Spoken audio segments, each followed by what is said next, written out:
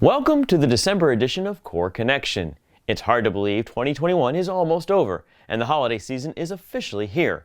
Your U.S. Army Corps of Engineers continues to work on behalf of the American public to deliver solutions for our toughest engineering challenges. I'm Patrick Bloodgood, and we have another jam-packed episode, so let's jump right into another edition of Core Connection.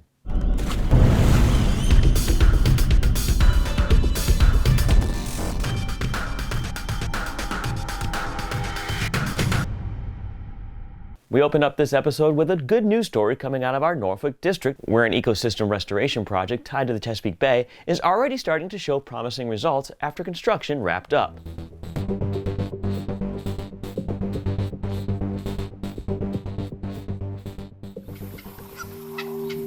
Fish, crabs, eels, oysters, wading and migratory birds, fox, raccoon, possum, all of these critters we are now starting to see again entering into Thalia Creek and the surrounding properties.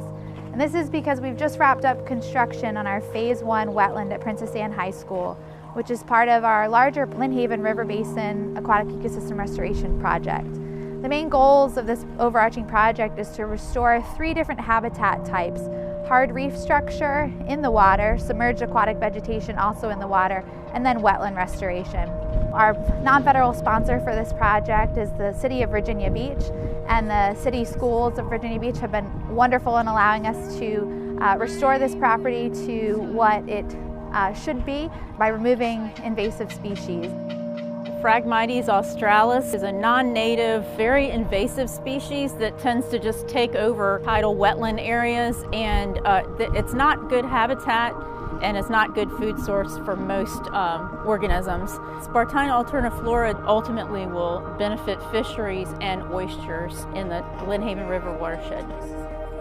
We've been able to have this project come to fruition and become an area where the schools can also have an outdoor living resources laboratory where the students are going to assist with monitoring efforts and just learn about what's actually in their backyard. Now, even though this small creek, Thalia Creek, might seem small to them, it actually, of course, is connected to the larger Lynnhaven River, which is then, of course, tied to our Chesapeake Bay, and everything is interconnected. We want to restore all the habitats to continue seeing the improvements in our water quality. We want our critters to continue coming back, our native species, and just to have a better quality of life for all. The project includes multiple phases and is slated to restore habitat in 38 acres of wetlands, 94 acres of submerged aquatic vegetation, and 31 acres of reef habitat. Across the nation, there are more than 90,000 dams of all sizes, including those creating hydropower, reducing risks for residents downstream, and creating recreational opportunities or impounding for irrigation. Most of these dams don't fall under the U.S. Army Corps of Engineers, but recently, USACE rolled out a massive update to the National Inventory of Dams website, which helps track the status of known dams in the United States.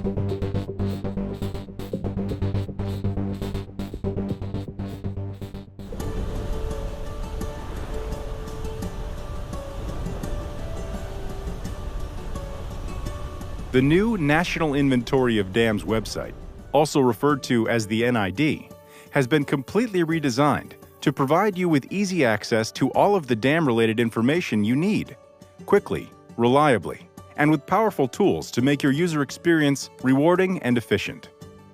We are excited to show you 5 key features of the NID. Data accessibility. Explore dams in a completely new way, faster, easier, more intuitively. More than 70 data fields for every dam, grouped intelligently by category. Data freshness. Agencies now have the ability to update data in real time. Users can expect fresher data for the 90,000 plus dams in the NID. Flood inundation maps. Flood inundation maps represent one of the most significant additions to the NID. With the advanced map viewer tools, users can download or share these maps with multiple flood inundation scenarios, as well as overlay their own community's data onto them.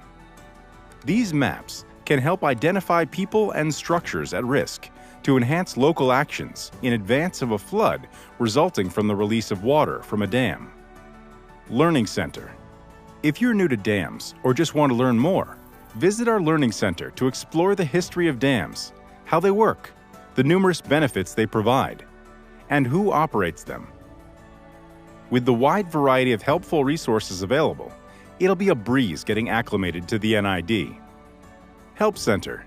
Finally, just to make sure that users have the best experience possible, we have established a robust help center to answer questions about the NID and to troubleshoot any technical issues. We hope you've enjoyed this brief tour of the NID. Thanks for visiting.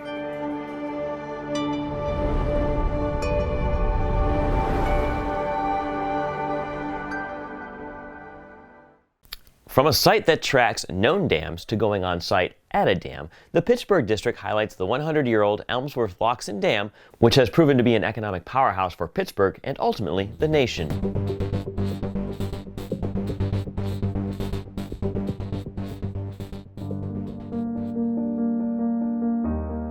The Pittsburgh District celebrates 100 years of operations at Emsworth Locks and Dam on the Ohio River. Construction began in 1919 and continued until 1922, with the locks first opening in September 1921. Originally, the people of Pittsburgh opposed the dam, fearing it would increase flooding problems. But an independent study in a 1915 public hearing found Emsworth would have negligible influence on flood stages in Pittsburgh. Emsworth replaced 3 older dams dating back to 1877, reducing overall operational costs and improved year-round navigation.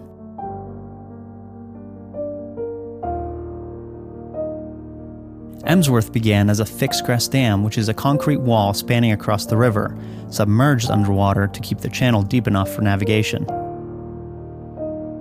Between 1935 and 1938, the Corps rebuilt and converted the dam to a gated structure. This action raised the pool an additional 7 feet to accommodate larger, more modern barges.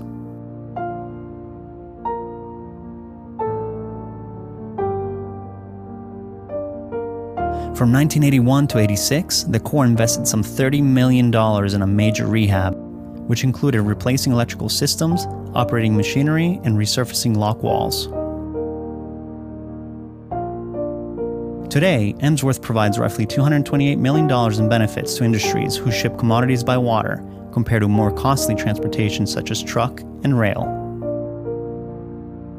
Emsworth averages about 470 commercial lockages every month, plus another 350 to 400 lockages of recreational boats during busy summer months.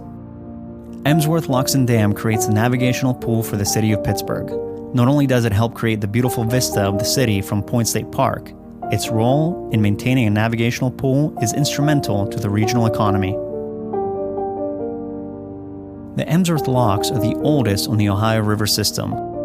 At 100 years old, Emsworth Locks and Dam remains vital to the nation's navigation infrastructure and economy.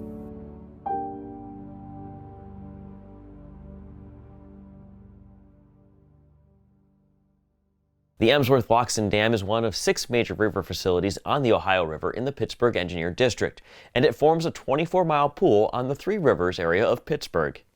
Moving on from dams and focusing on levees, USACE has authority over 13,700 miles of levees, which means it takes dedicated employees in each district around the United States to inspect and make sure the levees are ready to perform as intended. Sacramento District caught up one of their levee inspectors to show exactly what goes into one of these vital functions of the U.S. Army Corps of Engineers.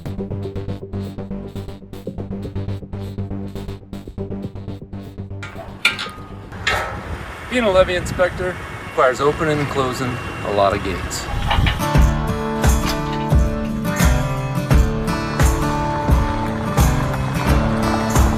My name is Ryan Larson, and we are out here today to do a levee inspection. It looks like we've got some really steep slopes. Concern here is the proximity of that fence line. There is a pipe through the levee at this location. We want to check the seals to make sure they are not obstructed. We got a train coming through. We're at a closure structure for the railroad tracks. Conversations we're having with our sponsor are, have they checked the equipment? That surface protection, that grass is going to be a buffer and prevent erosion of the landside slope of the levee. So we're trying to give you perspective of the height of the levee compared to the homes. We care about the public safety and the population inside that leveed area. And we want to make sure that levees are being operated and maintained in the way they were constructed and provide the best flood risk management benefits when they're tested during the next flood. let's go do it.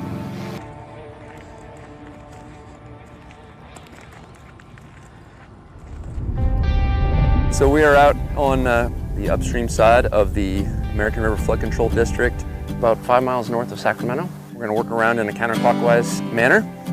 And this first site that we are at is an encroachment site. One thing of interest is looking at the fence line, and the concern here is that, first of all, the proximity of that fence line to the levee. As a levee inspector, it would be difficult to see in a flood event, with high water, and the fences are really, really close to the toe of the levee, maybe 2 or 3 feet.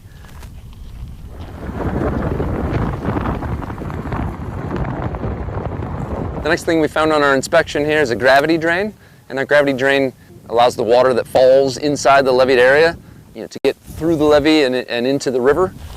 So this is the water side end of the gravity drain. There's a trash rack over the top of it, and then we can look down in here and we can see the flap gate. We're starting to see some vegetation creep in here. We want to see that vegetation gets cut back so that we can see this outfall. And let's go check out what's going on at the land side. We're at the land side end of the gravity drain. You got a concrete head wall here, some rebar for making sure trash doesn't get into the pipe. So as water falls into the leveed area, comes and collects here at this pipe. And then when the conditions are right, water will move into the channel. The next spot here, we are at a pressurized water line through the levee at a pump station. This is a facility here that collects the rainwater that lands on the streets and people's roofs and comes into this spot to then get pumped up and over the levee and down into the channel. Where this is different than the last stop is that the last one just ran with gravity. Here we have actual pumps, and so the threat there could be internal erosion of the levee. We're heading on down to the water side end of these pipes, and we have 4 flap gates. And it looks like you got a pretty good seal here. So we're headed out to the closure structure here for the railroad tracks. You can see here it's about 10 to 12 feet tall, and you can also see down at the bottom of the closure structure there's a sill that would allow us to get a pretty tight seal to prevent water from moving from the channel on this side into the leveed area. And so how this would work is there are closure structure materials that are brought to the site, and they are put into place. They work with sandbags and plastic to make sure that there's a tight seal across the bottom of the closure structure, and then build it all up to the appropriate height to make sure that water's not coming through the leveed area here. If you look off into the distance, both upstream from here and downstream from here, it's dead right now in this dry season, but you can see the surface protection that's off in the distance. In the rainy season, that would be grass. It would be providing that surface protection. So why that's important is if water were to come over the crown of the levee and in an overtopping event, that surface protection, that grass is going to be a buffer and prevent erosion of the landside slope of the levee. We're looking for good surface protection and a good even slope. All right, so we've stopped at another pump station. This one's bigger. It's got many more pipes through the levee. And so we'll go down and take a look at the water side. We're at the water side end of the pipes through the levee. And we got 4 large flap gates, and they all look to be seated up properly against the head wall here. Again, with pipes, what we're concerned about is, water from the water side getting back into the leveed area. These flap gates help that. And then we're also concerned with the water in that pipe coming through the levee from the pump station. We're concerned about internal erosion. When were the last time the internal condition of those pipes were checked out? So here we want to get a little bit of perspective of what's going on inside the leveed area. And we're standing at the crown, and we can look down. We're looking down at a single-story home, and then off to the distance you can also see a 2-story home, and just how tall the levee is compared to those homes. So we're coming to a slope stability observation here. We've got the levee off to the right, but you can see this is a really steep slope, and when you have steep slopes, there's a chance for the slopes to become unstable. And we're seeing some evidence of that here. You can see this kind of arc-shaped spot where the slope of this ditch has fallen away or is unstable. This is something that we're going to want to watch and make sure that that instability doesn't come back all the way over here to the levee section. Back to the car.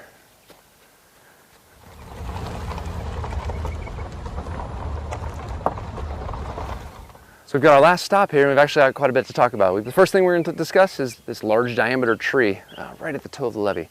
And so primary concerns is creating a preferential seepage path or a place for water from the water side to find tree roots and then move along those tree roots back to the levee. There are times when a large tree like this could be a problem for operations and maintenance. One of the reasons why this tree is less of a concern is that very recently the sponsors installed a cutoff wall, a deep cutoff wall on the water side of the flood wall here to cut off potential seepage paths through and under the levee. 40, 50, 60 feet deep in places along the water side of this flood wall. So which brings me to the flood wall. There is a flood wall here to make sure that there is enough height and making sure that the water stays on the water side of the levee. And one of the reasons why they had to build that flood wall, these homes are really close to the levee structure. So there wasn't enough space to build the levee higher and wider because we would have come in contact with these people's backyards and their property. The things that we look at with flood walls, check the surface, the concrete surface of the flood wall, seeing for cracking, spalling, exposed rebar. This one's looking pretty good. Some more of the things we look for are, there's water stops between each section of flood wall, and we're coming up to one right here. We want to look at the integrity of the water stop. So these are here for expansion and contraction of the concrete. And this looks like it's got a pretty good water stop. You want to check the water stop and see if that's a path, a potential path for water to get through the flood wall. Transitioning now to a vital partnership. As part of the annual visit between the Chief of the Department of Engineering and Construction for the Brazilian Army and the U.S. Army Corps of Engineers, our very own 55th Chief of Engineers and Commanding General, Lieutenant General Scott Spellmon, provided Brazil's General Júlio César de Arruda a first-hand look at some of the capabilities USACE has thanks to the 299th Multi-Role Bridge Company and the Product Manager Mobile Electronic Power Systems team.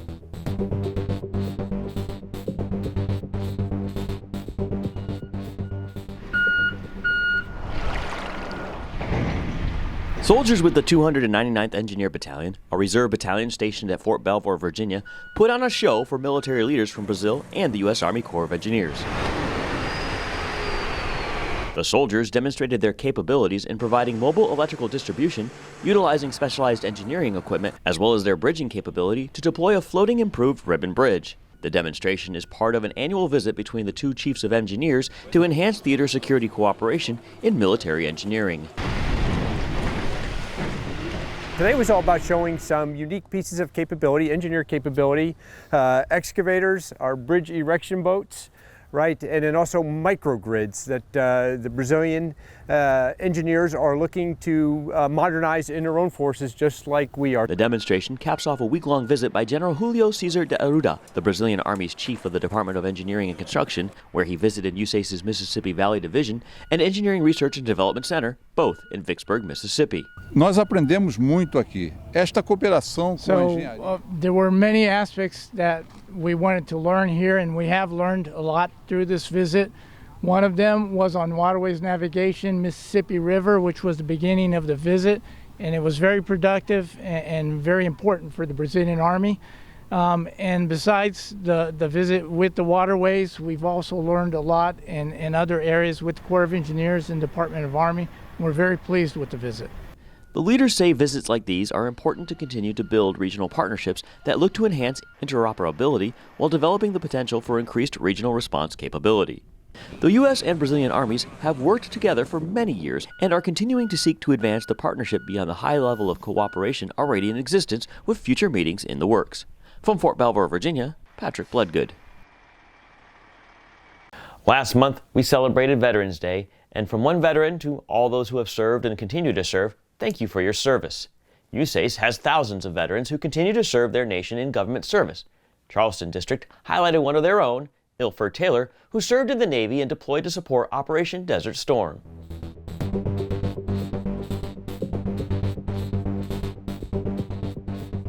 I was in high school, I graduated in 1985, and I had a friend of mine, he had joined the Navy, and he come back and we kind of hung out. He was telling me some of his responsibilities. I was like, that sounds like something I could do. So it piqued my interest, and then that following week, I went and saw the recruiter, and the following week I actually went up there and signed up. Started boot camp in April 26, 1986. Going into the Navy, I learned to become a diesel engine mechanic, and that was a whole new trade to me. I did really well. I advanced really quick. Went from the USS Stump, which was my very first ship, and went to the USS Gunston Hall.